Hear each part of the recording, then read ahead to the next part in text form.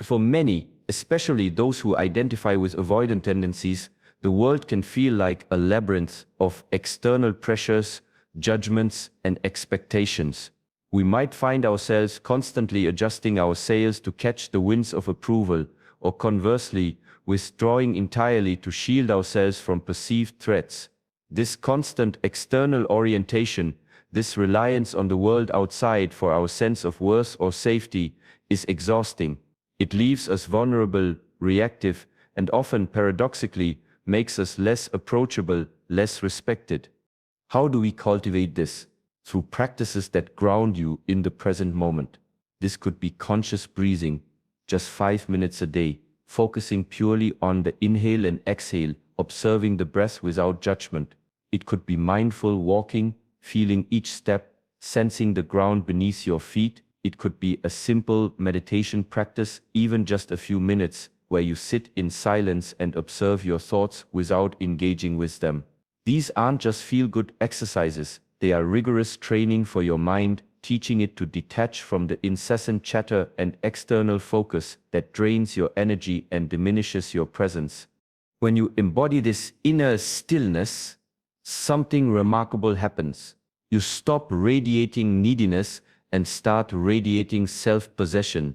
You become less reactive to perceived slights or judgments. Someone says something critical, instead of immediately feeling attacked or withdrawing, you can observe it, perhaps acknowledge it, and then decide how or if to respond rather than simply reacting out of habit. This detachment, this refusal to be hooked by external triggers, is incredibly powerful. People instinctively respect genuine self-possession. They see someone who is not easily rattled, who is anchored within themselves, and they treat that person differently. They treat them with more deference, more respect, more seriousness. They sense that this person's worth is not up for negotiation because it is self-defined, not externally granted. For those with avoidant tendencies, this is particularly liberating. Instead of avoiding social situations out of fear of judgment or inadequacy, you enter them from a place of quiet strength. You no longer need to perform, to impress, or to hide. You simply are. This self-sovereignty also means taking full responsibility for your own emotional state, no longer blaming others for how you feel, no longer expecting them to complete you or validate you. This radical self-reliance is not selfish, it is the foundation of healthy, respectful relationships. When you are whole within yourself, you can engage with others not from a place of deficit, but from a place of abundance. You can offer your presence, your insights, your support without secretly demanding anything in return. And paradoxically, when you cease to demand, people are far more likely to freely give. So the first profound step, the one thing you can do once and watch how people treat you differently, is to begin the arduous yet infinitely rewarding journey of cultivating self-sovereignty and inner stillness. It means turning inward, doing the deep work of self-mastery, and becoming the unwavering calm in the center of your own storm. When you become your own anchor, the world around you will respond to your newfound stability. Following our exploration of self-sovereignty and inner stillness, we now turn to a principle that is perhaps even more challenging, yet undeniably vital for anyone seeking a profound shift in how they are treated. Embracing discomfort, the forge of resilience.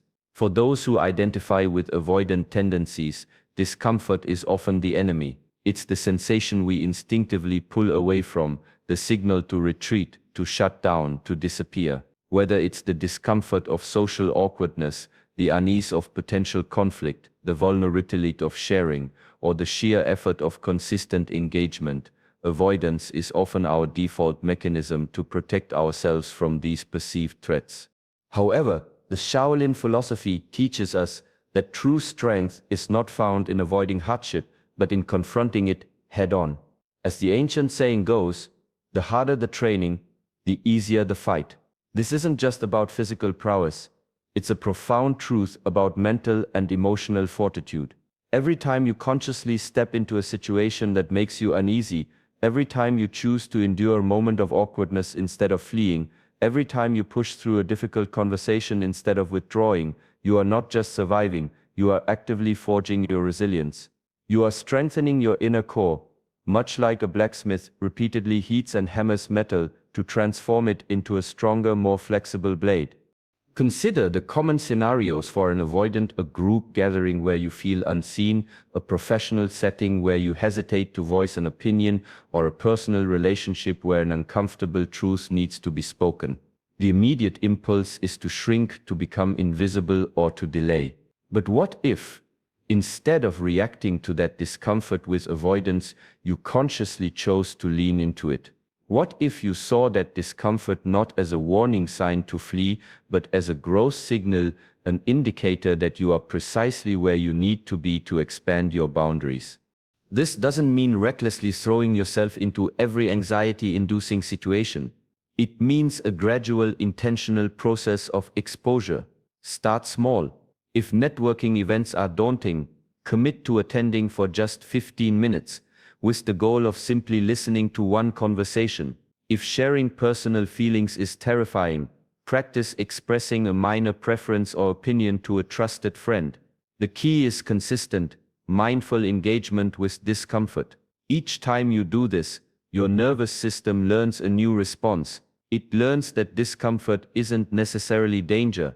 It learns that you can tolerate it, and crucially, that you can emerge from it stronger. The magic of embracing discomfort is twofold.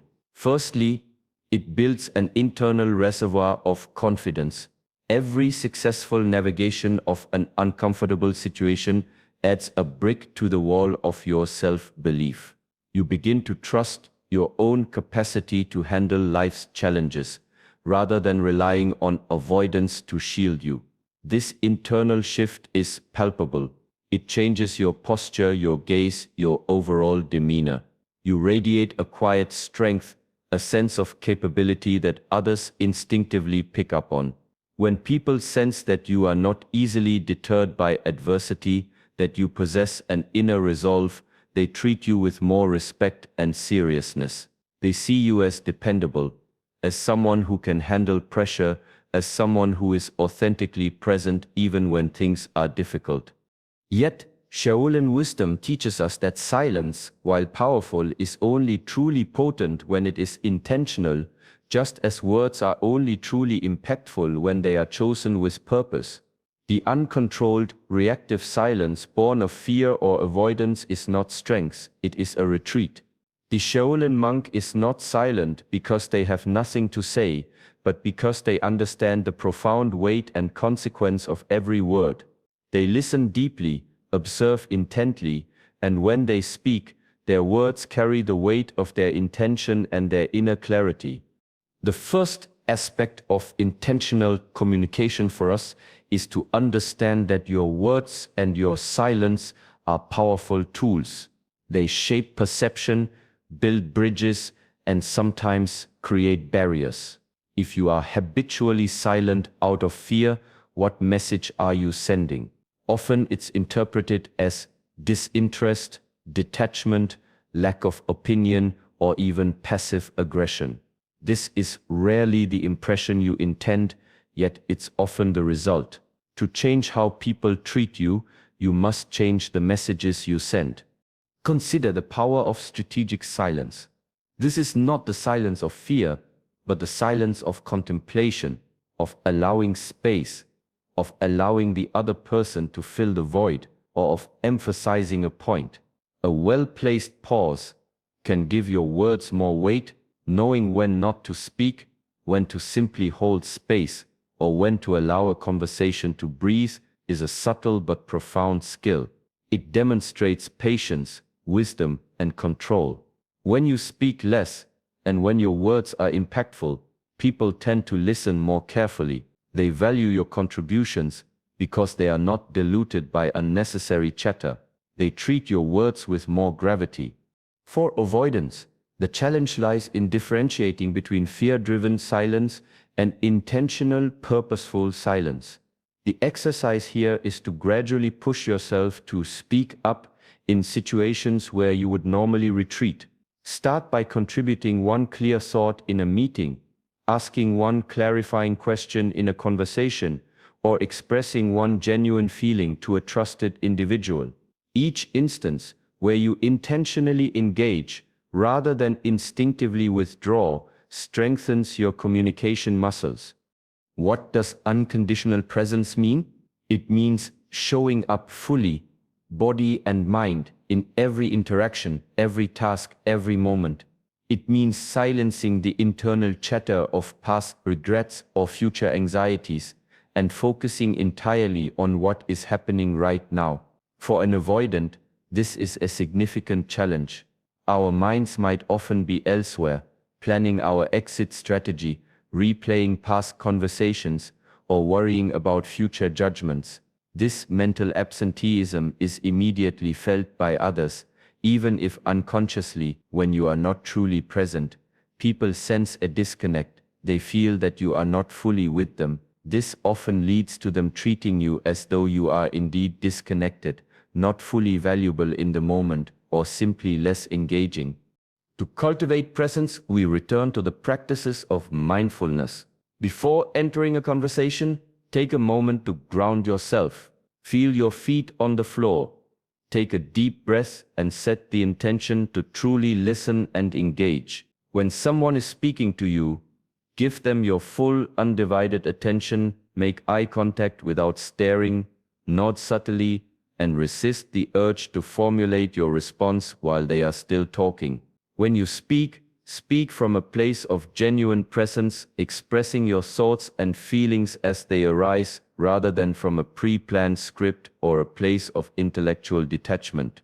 This kind of presence is magnetic. It makes people feel seen, valued, and genuinely connected.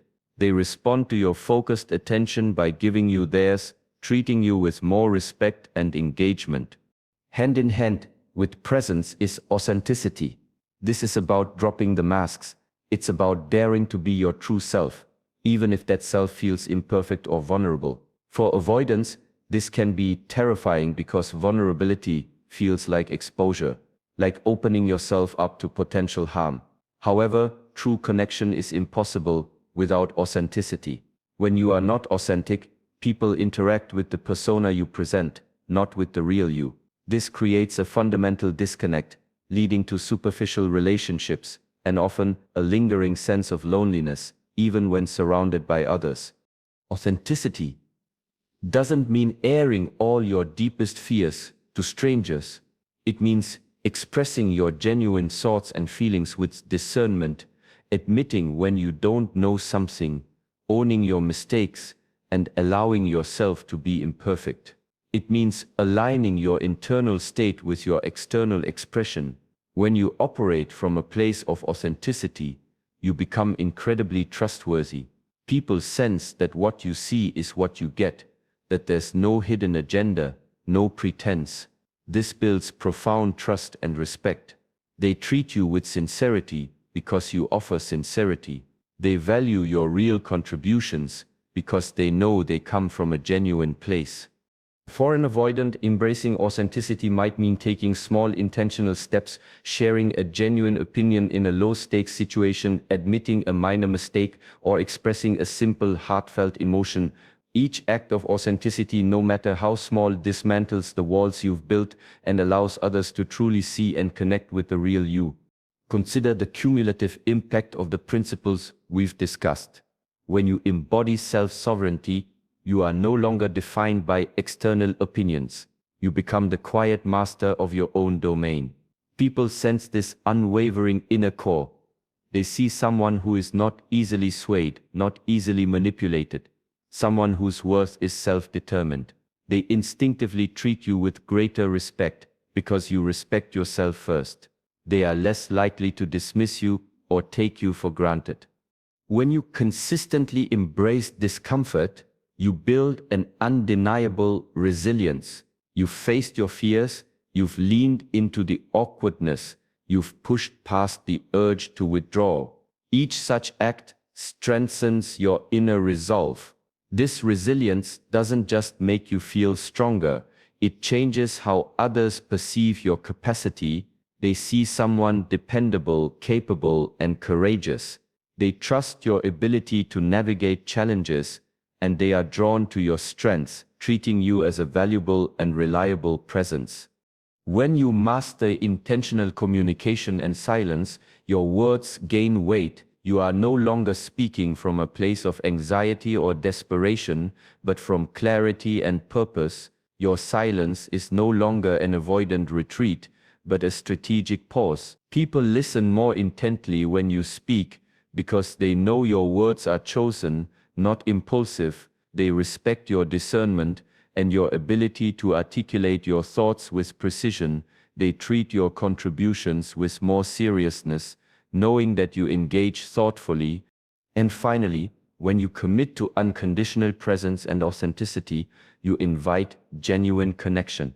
You drop the masks, you allow yourself to be truly seen, and you engage fully in the moment. This vulnerability, paradoxically, is the ultimate strength. People are drawn to genuine human connection. When you are authentic, you radiate trustworthiness and integrity. They connect with the real you, treating you with deeper empathy, understanding, and a profound level of respect that superficial interactions can never yield. The ripple effect is not about manipulating others. It is about an organic, natural consequence of your internal transformation. You don't force people to treat you differently. You become the kind of person whom it is natural and appropriate to treat with respect, consideration, and genuine engagement. Your energy shifts from one of seeking validation or avoiding pain to one of quiet confidence, grounded presence, and genuine self-worth. Think of it as a subtle, continuous broadcast.